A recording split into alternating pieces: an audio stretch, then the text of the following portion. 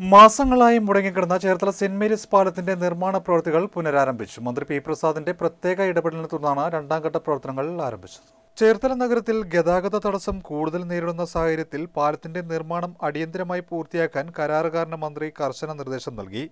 നിർമ്മാണത്തിന് തടസ്സമായി ജലഗതാഗത വകുപ്പ് ഉയർത്തിയ സാങ്കേതിക തടസ്സങ്ങൾ മന്ത്രിയുടെ നേതൃത്വത്തിൽ നടത്തിയ ചർച്ചകളിലൂടെ പരിഹരിച്ചാണ് വീണ്ടും പണി തുടങ്ങിയത്. നിലവിൽ നിശ്ചയിച്ച രൂപരേഖയിൽ മാറ്റങ്ങളില്ലാതെയാണ് പാലം നിർമ്മിക്കുന്നത്. എസ് കനാലിന് കുറുകെയുള്ള പാലത്തിന് ഉയരം കൂടുതൽ വേണമെന്ന് കാട്ടിയാണ് ഉൾനാടൻ ജലഗതാഗത വകുപ്പ് 11 മാസം മുമ്പ് പൊതുമരാമത്ത് വകുപ്പിന് നിർത്തിവെക്കൽ നോട്ടീസ് നൽകിയത്. 45% പ്രവർത്തനങ്ങൾ പൂർത്തിയായ ഘട്ടത്തിലായിരുന്നു ജലഗതാഗത വകുപ്പിന്റെ ഇടപെടൽ.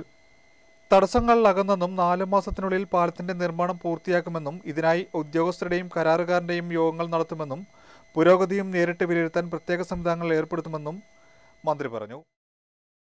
സെന്റ് മേരീസ് പാലത്തിന്റെ നിർമ്മാണം ഏതാണ്ടൊരു 46% മുകളിൽ പൂർത്തിയായി നിൽക്കുമ്പോഴാണ് ഇൻലാൻഡ് ആൻഡ് നാവിഗേഷൻ ഡിപ്പാർട്ട്മെൻറ്റിൻ്റെ ഭാഗത്തു നിന്ന് ചില തടസ്സവാദങ്ങൾ ഉന്നയിക്കപ്പെട്ടത്. 2018 പ്രളയത്തിന് ശേഷം പിന്നീട് പണിയുന്ന എല്ലാ പാലങ്ങൾക്കും ഏതെങ്കിലും തോടുകളുടെയും മറ്റും മുകളിൽ വരുന്ന പാലങ്ങളാണ് എന്നുള്ളതുകൊണ്ട് തന്നെ ആ പാലങ്ങളുടെ അടിയിലൂടെ ഒഴുകുന്ന തോടുകളിലൂടെ ജലഗതാഗതം സുഗമമാക്കി നടത്താൻ സാധ്യമാകണം എന്ന ഒരു നിർദ്ദേശത്തിൻ്റെ അടിസ്ഥാനത്തിൽ ഇൻലാൻഡ് ആൻഡ് നാവിഗേഷൻ ഡിപ്പാർട്ട്മെൻറ്റ് ഒരു ഉത്തരവ് പുറപ്പെടുവിച്ചിരുന്നു. ആ ഉത്തരവ് പ്രകാരം 5 മീറ്റർ ഹൈറ്റ് വേണമെന്നുള്ളതായിരുന്നു അതിനകത്തെ തീരുമാനം. അത് പ്രാവർത്തികമാകാതെയായിരുന്നു സെന്റ് മേരീസ് പാലത്തിൻ്റെ നിർമ്മാണം നടന്നിരുന്നത്. അതുമായി ബന്ധപ്പെട്ടാണ് ഇൻലാൻഡ് ആൻഡ് നാവിഗേഷൻ ഡിപ്പാർട്ട്മെൻറ്റ് ചില തടസ്സവാദങ്ങൾ ഉന്നയിച്ചത്.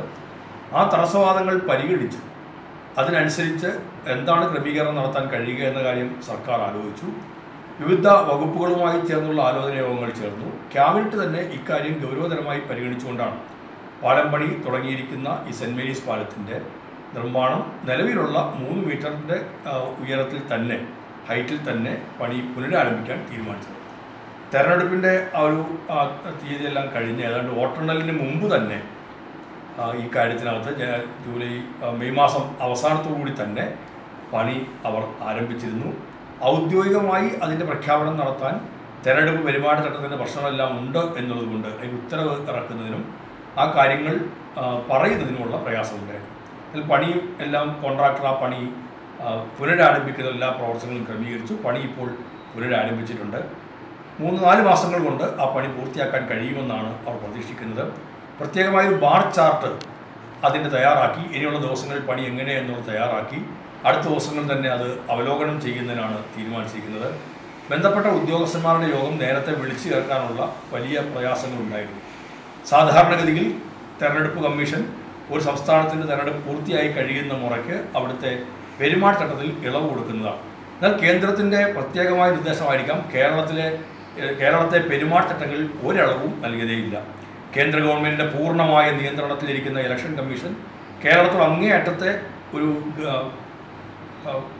ബോധപൂർവമായ കേരളത്തോട് അങ്ങേയറ്റം വിരോധത്തോടു കൂടി തന്നെയുള്ള നിലപാടുകളാണ് സ്വീകരിച്ചത്. അതിൻ്റെ ഭാഗമായിട്ടാണ് പെരുമാറ്റച്ചട്ടത്തിൽ നമുക്ക് യാതൊരു ഇളവും ലഭിക്കാതിരുന്നത്.